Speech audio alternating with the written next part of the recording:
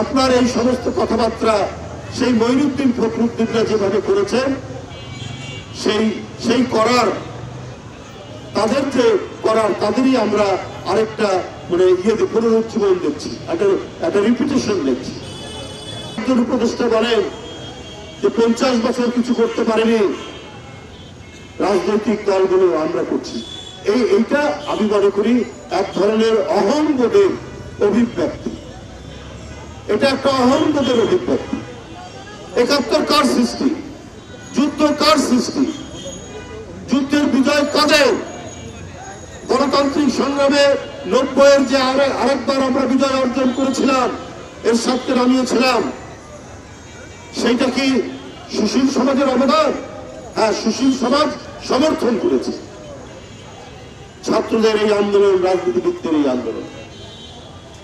কিন্তু পৃথিবীর, আমি কালকেও বলেছি, আজকেও বলি, পৃথিবীর যে কোনো সংস্কার, গণতান্ত্রিক সংস্কার এবং একটি রাষ্ট্রকে অগ্রগতির পথে নিয়ে যাওয়ার যে সংস্কার, এই সংস্কার তো মনীষীরা চিন্তা করেছেন। সেই চিন্তাটা যখন সাধারণ মানুষকে আপ্লুত করেছে, রাজনৈতিক দলগুলো সেটা বাস্তবায়ন করেছে, পার্লামেন্টের মধ্যে সেই আইন হয়েছে। আমি গতকালই বলেছি, সেই 800 বছর আগে ইংল্যান্ডে প্রথম অধিকারের যে আইন, ম্যাগনা কার্টা, 1252 সালে, এটা তো তৎকালীন রাজনীতিবিদদের, তাদের অবদান। সেই সময় যারা এই অধিকারের জন্য লড়াই করেছিলেন, লর্ডরা, তাদের অবদান।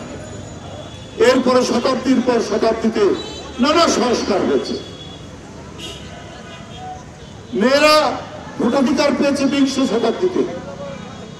এখন 20 শতাব্দীতে কেউ যদি জোর করে বলতেন যে ব্রিটেনের পার্লামেন্ট বন্ধ থাকবে, আগে মেয়েদের ভোটাধিকার সংস্কার করে নিই, আজকে অমুক জিনিসটা সংস্কার করে নিই, তারপরে পার্লামেন্ট চলবে, তারপরে ইলেকশন হবে, এটা কি হয়েছে?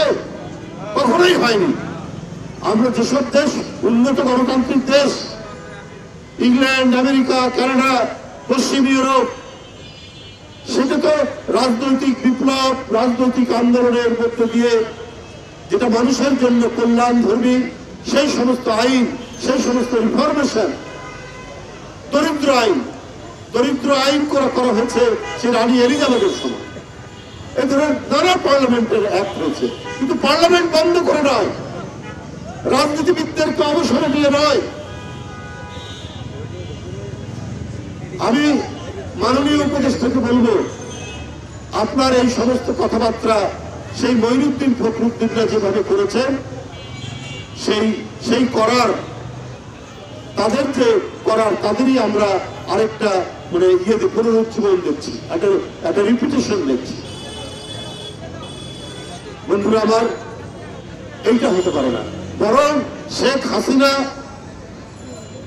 মঈনুদ্দিন ফখরুদ্দিনের সেই তথাকথিত সংস্কারের ফলে শেখ হাসিনার মতো একজন ডিক্টেটর, একজন কর্তৃত্ববাদী, একজন ফ্যাসিস্ট, যে গণতন্ত্রের সকল প্রতিষ্ঠানগুলোকে ধ্বংস করে দিয়ে একটা সম্রাজ্ঞীর শাসন জারি করেছিল, তার বিরুদ্ধে কথা বললেই হয় জেলখানা, না হলে তার লাশ পড়ে থাকতো রাস্তাঘাট, নদী নালা, যে কোনো জায়গায়। এটা তো আমরা দেখেছি সেই সংস্কারের ফল।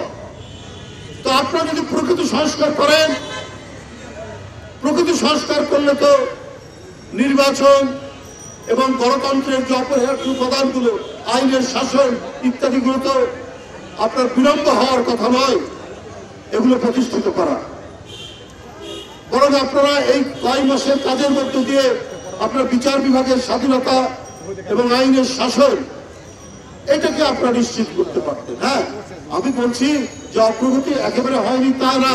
আমরা বক্তৃতা করে বাসায় ফিরে যেতে পারি, আমাদেরকে পুলিশ ধরবে না, এইটা মনে হয় গোয়েন্দা পুলিশ রাস্তার মধ্যে আমাদেরকে আটকে দেবে না, এইটা হয়েছে। কিন্তু এই ধরনের কিছু সংস্কারের কথা আপনারা বলে সেটা যারা আসবেন সামনে, জনগণের ভোটে যারা ক্ষমতা আসবেন, তাদের কাছে সেটা আপনারা দিয়ে যান। এর জন্য যদি আপনারা দীর্ঘদিন, দীর্ঘ সময় এবং রাজনীতিবিদরা কিছুই করেনি, 50 বছর কিছুই করতে পারেনি, এই ধরনের অহংবোধের প্রতীক যদি আপনারা অভিব্যক্তি ঘটান, তাহলে কিন্তু মানুষ ক্রমান্বয়ে আপনাদের প্রতি এখন যে ভালোবাসা আছে সেই ভালোবাসা হ্রাস পেতে থাকবে এবং মনে করবে আপনারা অসৎ উদ্দেশ্য নিয়ে কোনো কাজ করছেন।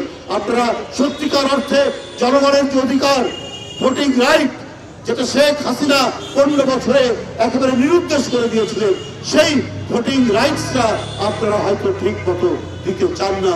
এই ধরনের আশঙ্কাও মানুষের মধ্যে তৈরি হবে। মানুষের মধ্যে এই আস্থা তৈরি করুন যে আপনারা অতি তাড়াতাড়ি যেটা করবেন সেটা হচ্ছে নির্বিঘ্নে মানুষ যাতে ভোট দিতে পারে, ইনক্লুসিভ ভোট, সর্বজন গ্রাহ্য ভোট যাতে দিতে পারে, নির্বাচন হতে পারে, সেই আশাবাদ মানুষের কাছে আপনারা তুলে ধরুন। সেই চেষ্টা, সেই সংস্কার করুন, অতি দ্রুত করুন, এটাই মানুষ চাইবে।